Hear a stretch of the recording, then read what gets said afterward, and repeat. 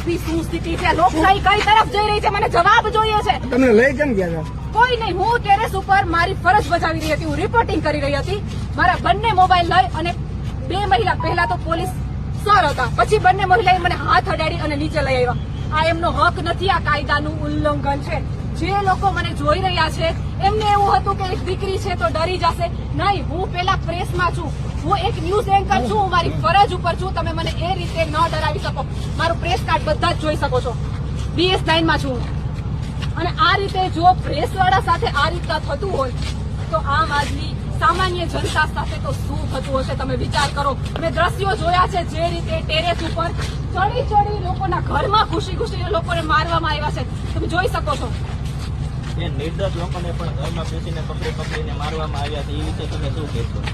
જે લોકોને કાંઈ પણ ખબર નથી, પોતાના ઘરની અંદર બેસતા હતા, તે લોકોને પકડીને લાઠીચાર્જ કરવામાં આવ્યો.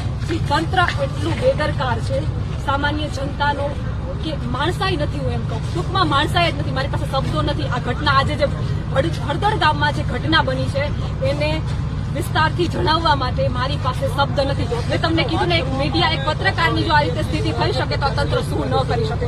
મોટી ઉંમરના વડીલના લોકો, જે લોકો મિટિંગમાં હાજર હતા, તે લોકોને ઘરમાં ઘૂસી અને ઢોરમાર મારવામાં આવ્યો છે. અરે ઢોરમાર ટીયર ગેસ જે રીતના છોડવામાં આવ્યા છે, ખરેખર નિંદનીય છે. ખરેખર મારી પાસે કોઈ શબ્દ જ નથી.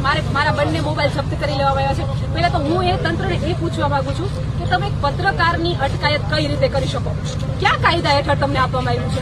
મેં મારો પ્રેસ કાર્ડ, તમે એમ કીધું કે હું શંકાના ઘેરામાં છું, આ મારો પ્રેસ કાર્ડ મારા ગળામાં મેં પહેરેલો હતો, તો કઈ રીતે, શા માટે?